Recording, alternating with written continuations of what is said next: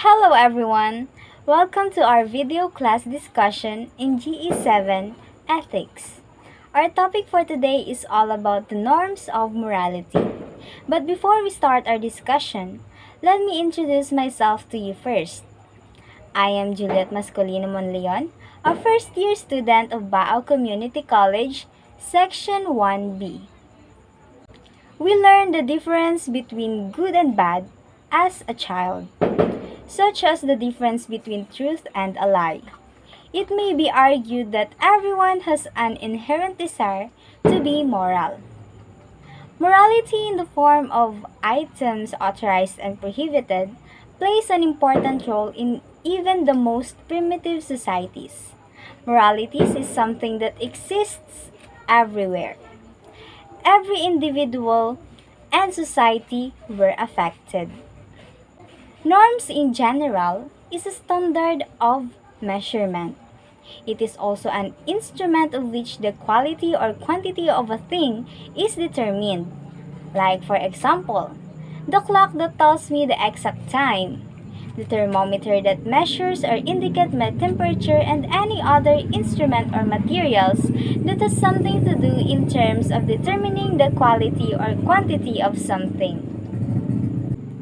Norms of morality. The standards that indicates the rightfulness or wrongfulness, the goodness or evilness, the value or disvalue of a thing. So, in other words, the norms of morality is the means of determining in which what is good or what is bad by providing the standards or criteria. Qualities that cannot be measured by any mechanical device, since they are spiritual qualities that appeals only to reason. So, the norms of morality is also the qualities that cannot be measured by any mechanical device. Since it is in the mind of a person, we cannot measure it with any device or instrument.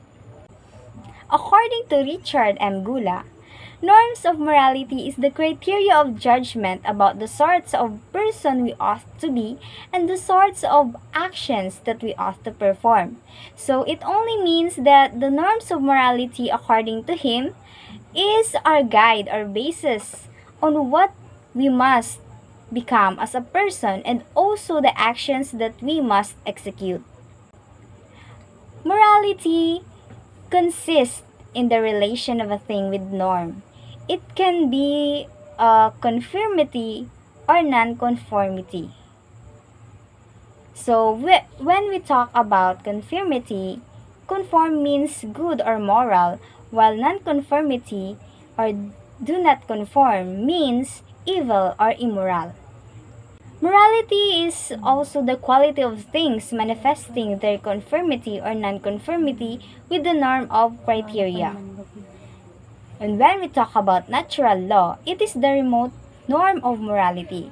It only means that it is very distant from the norm of morality. So, parang napakalayo pa niya sa norms of morality. While conscience is the proximate norm of morality. So, the conscience is very close to the norms of morality since it is the proximate norm of morality.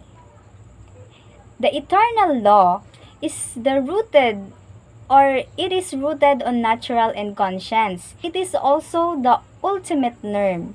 So it is already embedded to the norm of morality since it is rooted on natural and conscience. So ibig sabihin, nandun na siya sa natural law and dun na din siya sa conscience. So it is considered as the ultimate norm. Hi, I'm Althea T. Marfori. External law.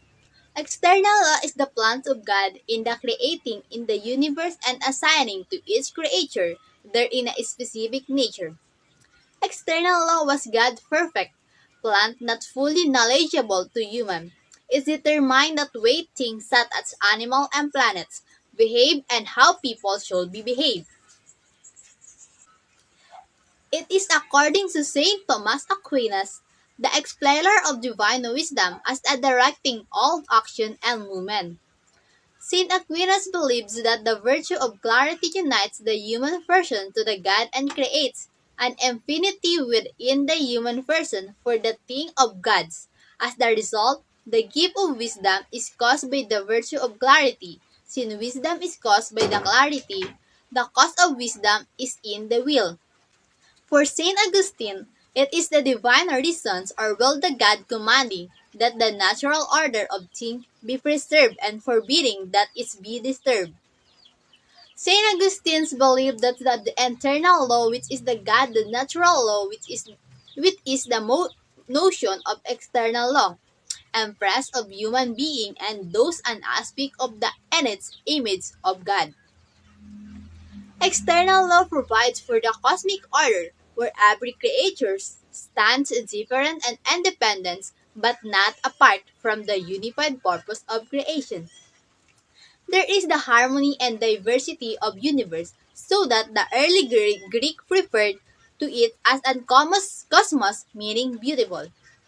Thus, that external law is the peaceful life so of the people they can live of their own ability. Participation of creatures in external law. Natural law should not be taken as a body of codified legal pronouncement such as those we find a book of criminal law. Rather, it refers to the nature of created things which is a principle of their movement and action, chemical, biological, physiological, or rational.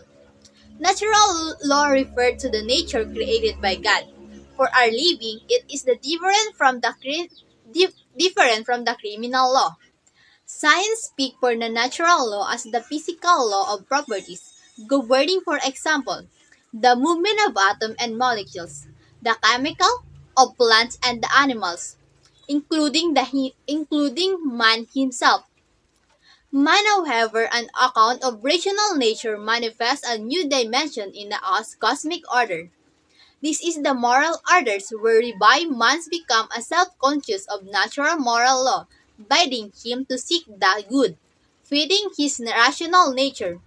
Man is the custodian of nature, where the man awakens himself for the natural law of morality to find himself toward in the right habits. The light of natural reason, whereby we discern what is the good and what is the evil, which is function of natural law.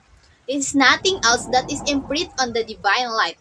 This is, therefore, evidence that the natural law is nothing else than the rational creature's participation of the external law. Natural law is the essential need to become a person. Natural law is recognized by all men regardless of creed, race, culture, or historic circumstances. Philosophers agree that an inner force compels man toward goods and away from evil. In this sense, they speak of morality as being written in the hearts of men. Stewart Dugald regards the natural law as the original principle of our Constitution. But George Berkeley calls in the eternal law of reason or will of God. Paul Tillich elaborates that we call will of God is our actual essential being with its potentialities our nature, declared as very good by God who created it. He will also explains further that natural law is command to become what one potentiality is a person within community of person. So here are the four properties of law. First is it is universal. Natural law is constitutive element of human nature. Therefore, it is true wherever nature manifests itself. All men are precisely equal because of shared human nature. The second is it is obligatory. Natural law is human nature calling to itself to be actualized to believe according to its basic and essential demands. Immanuel Kant's call this natural urge that categorical imperative. It is imperative because it is a duty oath to be fulfilled. It is categorical because it accepts no exemption since its nature itself. The third is it is recognized. It is imprinted in the human nature and man has the light of reasons to know it. The scholastic philosophers refers to this light of reason as synderesis. It enables to recognize self-evident principles such as do good and avoid evil, honor your father and mother, be honest. Fourth is it is immutable or unchangeable. Natural law is human nature.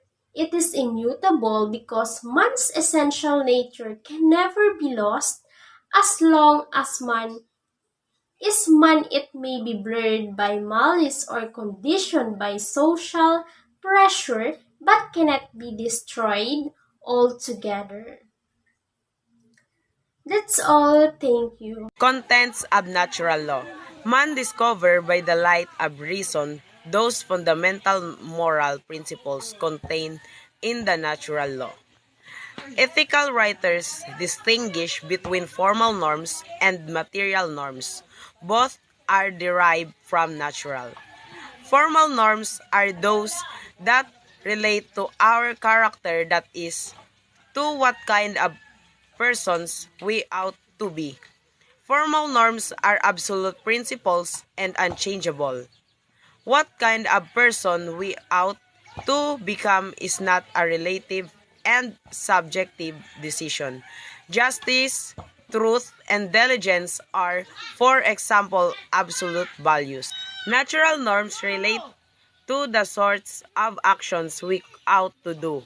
Material norms in individual concrete action such as speech, killing, making promises, or using contraceptives. Since material norms deal with concrete and specific actions, they are not absolute. For example, what makes killing just or unjust depends on a lot of factors. Conscience. Conscience is the proximate norms of morality. It is proximate because it is what directly confronts an action as good or bad. Its function is to examine, to judge, and to pass a sentence on all moral actions. The word is derived from the Latin conscientia, which means trial of oneself, both in association and in defense. Conscience is defined as an action of the practical judgment or reason deciding upon the individual action as good and to be performed, as evil and to be avoided. Kinds of conscience. Number 1. Correct or true conscience judge what is good as good and what is evil as evil. It is correct conscience which tell that getting the property of another without consent is stealing. It is also correct conscience which is judged that we ought to pay our debts. Number 2. Erroneous or false conscience. Judge incorrectly that what is good is evil and what is evil is good. It erroneous conscience which tell the husband to have a mistress since it is the macho thing to do. Number 3. Certain conscience is a subjective assurance of the lawfulness or unlawfulness of certain act. This implies that the person is sure of his decision. It is possible, however, to be of something as good when in fact it is just the opposite and vice versa. Number 4. Doubtful conscience is a vacillating conscience unable to form a definite judgment on a certain action. A doubtful conscience must first be allowed to settle its doubts before an action is performed. Number 5. Scrupulous conscience is a rigorous conscience extremely afraid of committing evil. A scrupulous conscience is a miraculous and wants incontrovertible proofs before it acts. Number 6. Lack conscience is one which refuses to be bothered about the distinction of good and evil. It rushes on and is quick to justify itself. The compulsory nature of conscience, are bound with the natural moral law, says Bernard Haitink, is an exalted participation in the eternal law of God manifested our conscience, whose natural function it is revealed our likeness to God.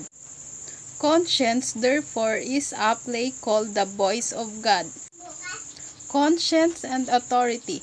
Conscience, and so far as it is the voice of God, within recesses of our nature, assume the authority of God. God is the ultimate norm which is conscience must conform to. Education of conscience. One has the obligation to cultivate a clear and true conscience. This requires that we apply ourselves to the education of our conscience. This we can accomplish by studying and searching for truths and the laws and in the science, since conscience is not independent from treasury of knowledge available to each individual.